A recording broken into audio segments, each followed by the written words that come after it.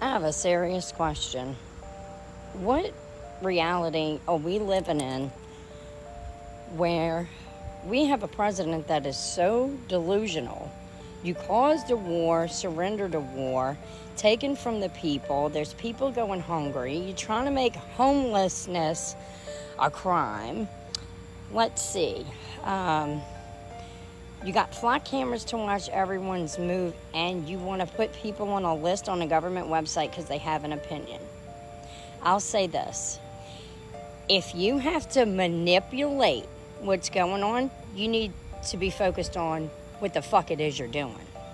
That's not how this fucking works. And I know most Americans are one decision away from letting this entire thing come crumbling down, because that's exactly what needs to happen. Your best interest is nowhere in the picture as an American. We now know this. If you can't tell it's a fact, it's because you're in fucking denial because you want to be. Yeah, true. I agree. If you can't see it, either there's something wrong with you, respectfully, or you just don't want to see it, honestly. You just don't want to. Now, people want to see the system collapse. They want to see America fall. You know it's bad when the American people say, come on, bring it on. It's about time. Can we speed it up? Can it hurry up and happen? But I know that nobody's going to continue to put up with this delusion, because that's exactly what it is. It's a delusion.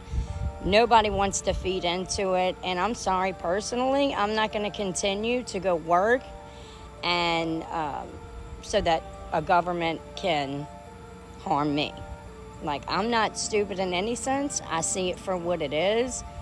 And so do many other people. I don't know how much longer he thinks he can get away with being such a fucking idiot. Some people just don't want to see reality, and that shouldn't be everybody's problem. America turned 250 last week. In the data on historical empires, this is the age they typically die. Macro investor Ray Dalio, in his book The Changing World Order, analyzed thousands of years of data on the rise and fall of empires. British scholar John Glubb did the same thing decades earlier. They both reached the same conclusion, that every great empire follows the same cycle of rise, peak, and decline. The full cycle lasts on average 250 years. The Roman Empire, the Ottomans, the Dutch, the British, the pattern repeats itself with surprising precision. I studied economics in the West for 6+ years, and the cycle of empires never came up once, not in macro, trade, or development. So when I heard people talk about American decline, I dismissed it as doomer clickbait. US's power felt permanent. No one alive today has ever experienced a world without American dominance. Then I actually looked at the indicators researchers used to place an empire in its cycle and realized there was much more evidence behind the argument than I expected. This is the big cycle. Let me walk you through how it applies to the US. All right, before she walks us through that, see, this is why knowledge is imperative. You got to know it. You have to know how long cycles last, what you're actually living through, not just believing America's the greatest country ever. It'll always be on top. Nah, empires eventually always fall. Some people don't know that, believe it or not.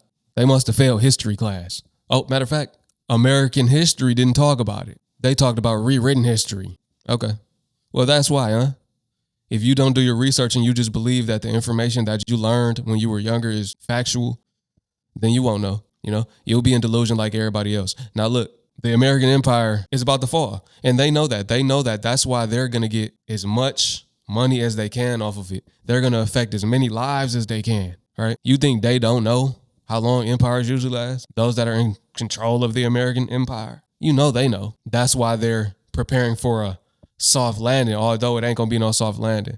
That's just what they want you to believe. In reality, they're building bunkers.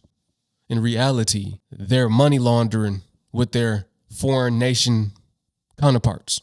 To be real, they've come up with this agenda that we always talk about for this collapse. The collapse will play into it. Y'all know where this is going. The US after World War II is the textbook rising empire. GDP grew from $228 billion to $1.7 trillion in 30 years. Real wages grew at 3% a year and productivity at 2.8%. The dollar became the world's reserve currency, and New York replaced London as the global financial center. That is what a rise looks like. Then they reach their peak. The peak is where the seeds of decline are planted. This is the part that nobody notices while it's happening. Productivity growth dropped from 2.8 to 1.4%. Real wages have been flat since 1970. The average American worker in 2018 had nearly the same purchasing power as in 1978. In other words, there hasn't been any real growth since Nixon was in there. 8. The wealth gap between the richest and poorest families has more than doubled since 1989, and the US fell from first in global competitiveness in 2018 to 12th by 2024. Not to mention all the wars and military interventions they started. Less productive, less competitive, more unequal, and militarily overextended. Those are the 4 signatures of a peak. America checks every single one. Then comes decline. Large debt, money printing, internal conflict, rising rivals. Does that sound familiar? US government debt passed 124% of GDP. And the people are definitely getting more polarized. 9 in 10 Americans say that conflict between political parties is strong. Externally, China overtook the US as the #1 trading partner for most of the world, while BRICS nations are building alternatives to the dollar and countries are selling their US dollar reserves. Britain looked exactly like this right before the pound lost its reserve currency status. So You see how it works? It's like they always got to do everything the same way. These entities only know how to do things the way that they've done them in the past. They don't know how to change it up. They never do. So for people that don't understand these things, send this video out to them. Maybe they will after watching it. Maybe you learned something new. Maybe you didn't realize it, although you've been alive and you've probably been through it once or twice. Maybe you haven't. Maybe this will be the first time you go through, something like this where there's wars, increased debt. Everybody's in the most debt they ever been in. You are now seeing how it was when the decline of those other empires happened. It was just like this. These are the indicators that another one is brewing. It's brewing. It's ready to go. It's coming. Did the Dutch before them. No empire has beaten this cycle yet. Dalio's model places the US roughly 70% of the way through its cycle, not yet at the revolution or civil war stage, but deep into rising internal conflict. He published this estimate in 2021, so it's probably further down the cycle now. Dalio says that the trajectory could change, but this requires a country willing to admit where it is in the cycle. It seems like people have been saying that America is in decline for decades now. Do we think that the US is an exception, or does it just feel that way because American dominance is all we've ever known? It has been in decline. That's the thing. It's been in decline. When we talk about decline, it's like a slope. It's slow, right? It's a slow decline. It's not vertical. It's not just up and down. It goes from the top to the bottom. Nah, it's a decline. We got to look at it like that. So it's going to take time. But as it goes throughout time, things get worse gradually until the complete collapse. The American empire will collapse in the next 5 to 10 years because it is overstretched, too much debt, too much corruption, too much inequality. It's in too much debt, and it is really angering the entire world. It's basically unifying the entire world against it right now. Say empires last around 200 years. And so we are now in the twilight of the American empire. And the other thing that we know is you can't actually stop the decline of empires. So Oswald Spengler, who is a German theoretician, he argues that we are human beings and we have natural life cycles because we're organisms. Well, societies are the same way, where empires, they will be born, they'll rise, and they'll die. And it's a good thing because that's what allows for constant human innovation. Do you think that will happen in my lifetime? I'm 30 years old, 33 years old. It may happen in everyone's lifetime. It may happen in the next 5 to 10 years. We are seeing... Do you think that's going to happen in the next 5 or 10 years? I think there's a very strong possibility. And if that is to be the case, what would you give me as advice as a 33-year-old? What actions should I be thinking about taking now, based on what you know about history, to make sure that, it's not too bad for myself? I guess I'm asking this question in light of you predicting that there might be a collapse of the sort of Western or the American empire. And in such a scenario, I was wondering what it would look like to be an American. And is there a solution or a course of behavior one should take in such a scenario? But I guess that's the key question, which is, if the US empire does collapse, how does American life change or Western life change?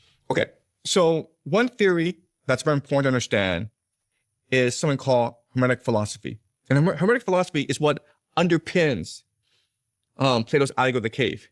Mm-hmm. And Hermetic philosophy comes from Egypt. And it has certain principles, but its main principle is that reality is energy, it's vibrations. Okay, so we think of it as material, but material is a consequence of energy, mm-hmm. right? So what this means is that reality is consciousness itself. Mm-hmm. So our thoughts are what's real. Our bodies are just vehicles to experience the world around us, but they're not real. When we die, our souls return to the source and we come back again. All right, now we don't come back here. Not like that. Not like the way they try to, not like the way they, reincarnation. Nah, brother. I knew when he started talking the energy talk, that's where it was going to go. It don't go like that. Experience things we cannot experience in the spiritual world, because in the spiritual world, it's not material. Okay? So what's really important is to appreciate that every one of us is part of the source. And so if we think about the totality of things, we can only become despondent. We can only give up hope. But if we think about how individually we can become a better person. What? Now, I ain't going to hold you. He did not answer that man's question. What can he do to not be affected so much? It's not much you can do other than flee. That's going to be the best answer. And then once you do flee, of course, you will be protected. Well, the Most High's people will be protected in the wilderness. He'll provide for us. He'll make sure we're fed. But the thing is, still prepare. Still store up grains, plant you a garden, get you some land outside the country. You know, be a prepper. Still do your part. Have faith, but also you got to put the work in. Faith without works is dead. He did not answer that man's question at all. But yeah, he saying the collapse will happen in the next 5 to 10 years for sure. If we going to give it that amount of time, if we going to give it that much time, for sure. Yeah. We can't even debate that. All we can say is more than likely it's happening sooner than that.